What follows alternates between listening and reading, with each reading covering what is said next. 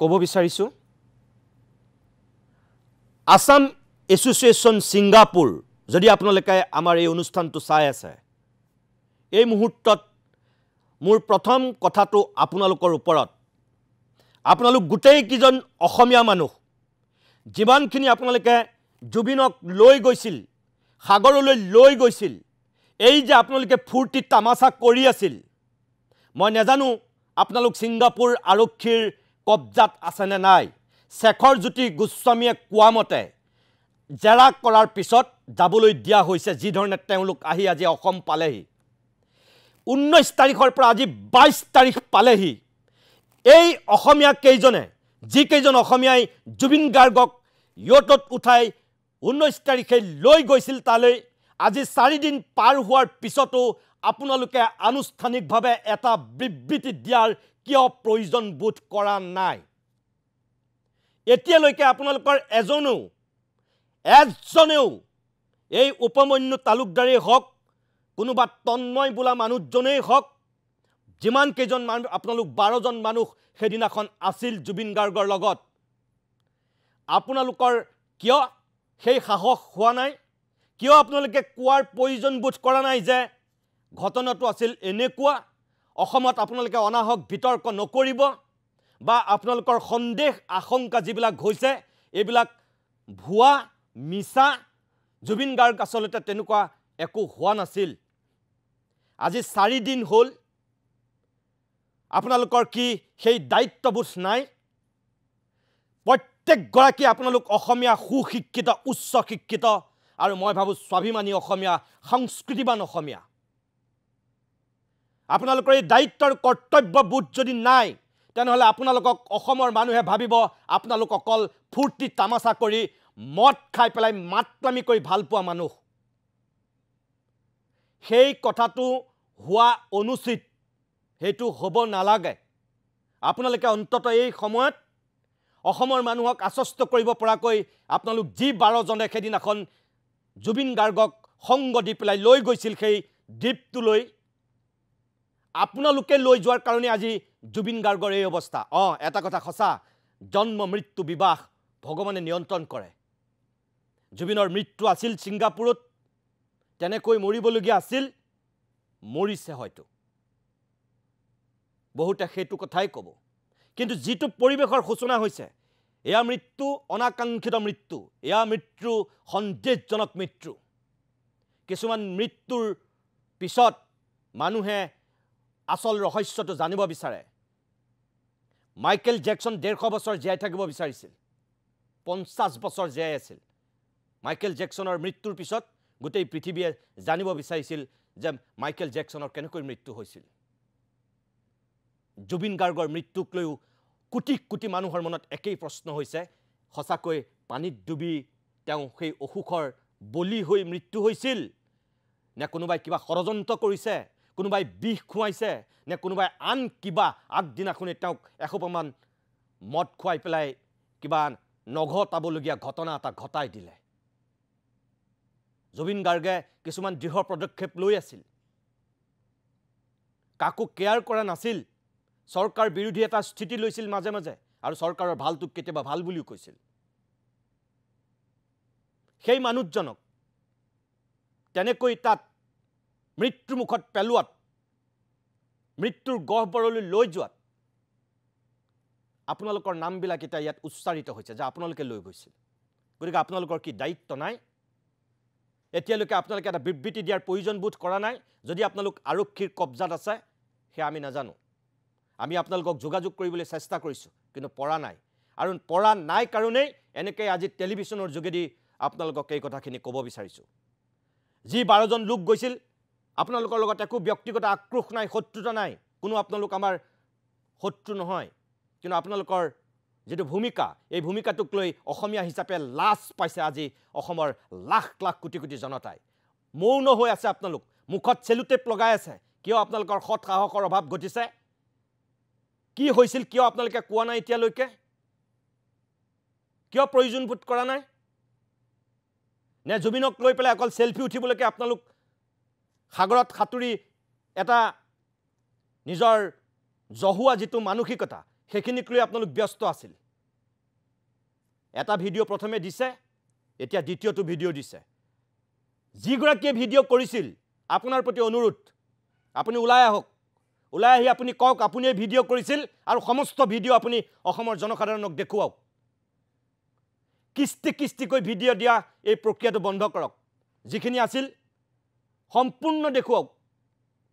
কাইলৈ জুবিনৰ অন্ত্যেষ্টিক্ৰিয়া হ'ব এতিয়াও সময় আছে জুবিনক পুৰি চাই কৰি দিয়াৰ আগত সকলোখিনি দেখুৱাওক আপোনালোকে কাৰণ আপোনালোকৰ তাত আছে জুবিনৰ লগত যোৱা অসমৰ এজনৰ হাততো নাই যিকেইজন পুৰুষ গৈছিল গোটেইকেইজন পানীত আছিল আৰু যিগৰাকী সহশিল্পী আছিল তেওঁ গমেই পোৱা নাছিল দুৰ্ঘটনাটো ঘটাৰ সময়ত কাৰণ আপোনালোক ছিংগাপুৰত থকা অসমীয়া কেইজনে সেই ভিডিঅ' কৰিছে সেই ভিডিঅ'টো দিয়ক আপোনালোকে আৰু দিব লাগিবই আপোনালোকে কিমান দিন মৌন হৈ থাকিব এনেকৈ যদি পৃথিৱীত জীয়াই থাকিম বুলি ভাবিছে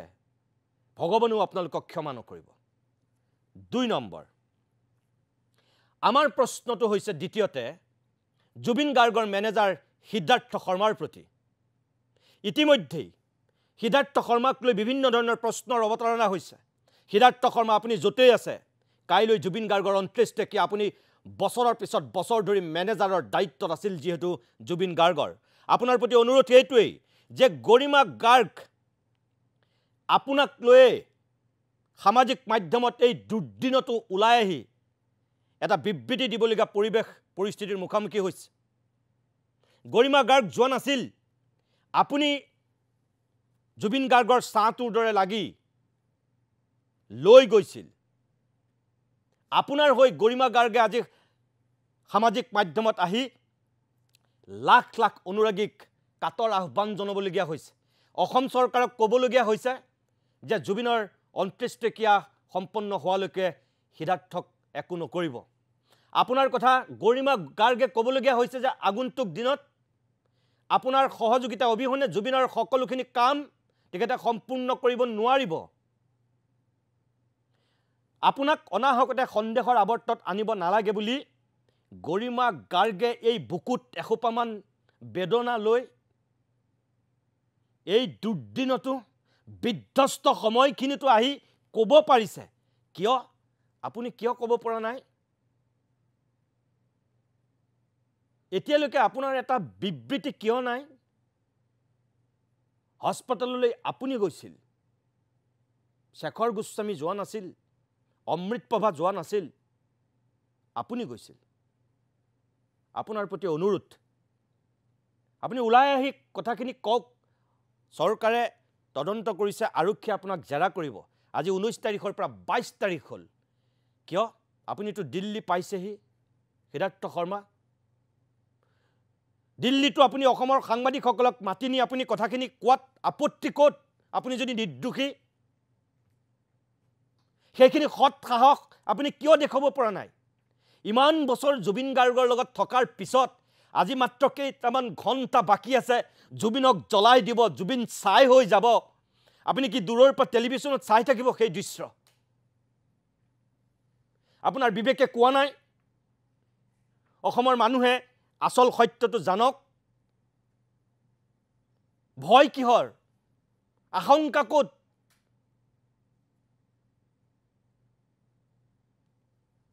এতিয়াও সময় আছে সামাজিক মাধ্যমতেই হওক সংবাদ মাধ্যমতেই হওক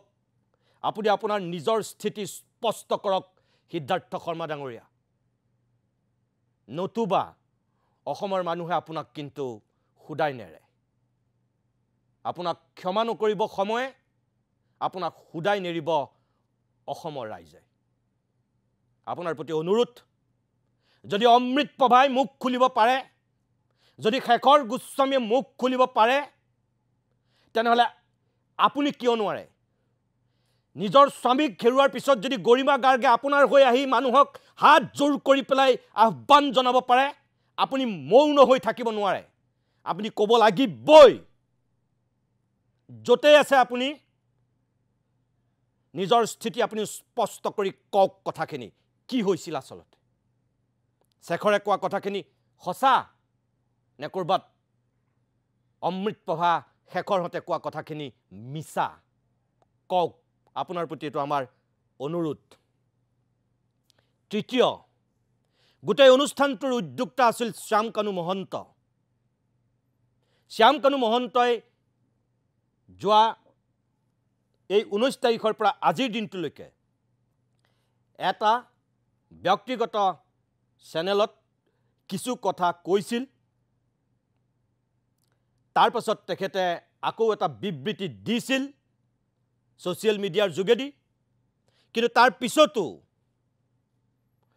আমি ভাবো যে আপোনাৰ সেই বিবৃতিক লৈ এতিয়াও অসমৰ মানুহ আশ্বস্ত হ'ব পৰা নাই আপুনি কথাখিনি স্পষ্টকৈ কোৱাৰ প্ৰয়োজন বোধ কিয় কৰা নাই সামাজিক মাধ্যমত আপুনি সততেই খৰব সক্ৰিয় সংবাদ মাধ্যমত আপুনি যেতিয়াই তেতিয়াই আপুনি কথা ক'ব পাৰে প্ৰেছ মিট দিয়ে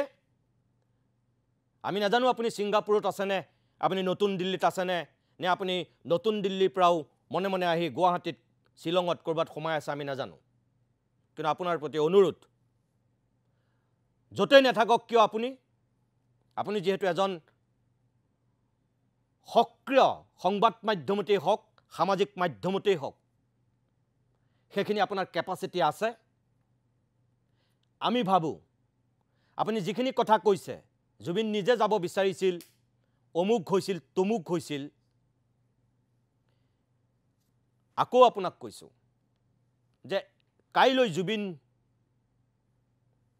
চাই হৈ যাব তাৰ আগত আজিও এতিয়াও সময় আছে